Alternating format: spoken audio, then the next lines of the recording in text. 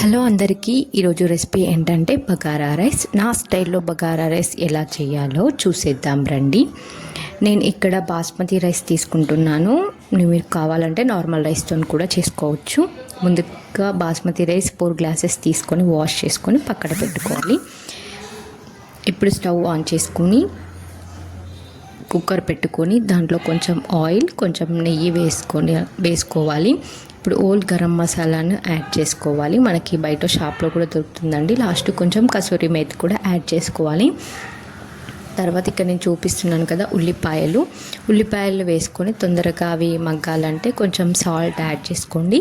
Salt add చేసుకుంటే అవి తొందరగా మగ్గుతాయి. ఉల్లిపాయలు వేసుకొని కలుపుకున్నాక తర్వాత పచ్చిమిర్చి, కొన్ని క్యారెట్స్, కొన్ని ఆలు, అవసరమైతే టమాటా మీకు కావాలంటే వేసుకోండి, లేకపోతే పర్లేదు. టమాటాలు కూడా వేసుకొని కాసేపు అయ్యాక కరివేపాకు, కొత్తిమీర, పుదీనా వేసుకొని కలుపుకోవాలి.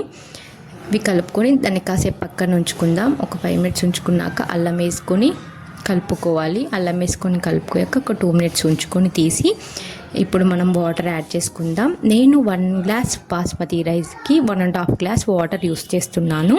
సో ఇప్పుడు నేను 4 గ్లాసెస్ బాస్మతి రైస్ తీసుకున్నాను కాబట్టి 6 గ్లాసెస్ వాటర్ యాడ్ చేసుకున్నాను.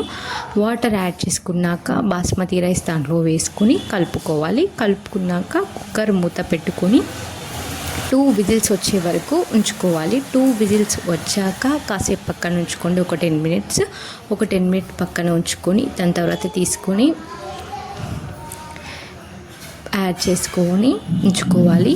చూడండి, వేడి బగారా రైస్ చాలా బాగుంటుందండి. మటన్లోకైనా చికెన్లోకైనా ఇలా చేసుకొని మీరు కూడా ట్రై చేసి కామెంట్ చేయండి. Thanks for watching.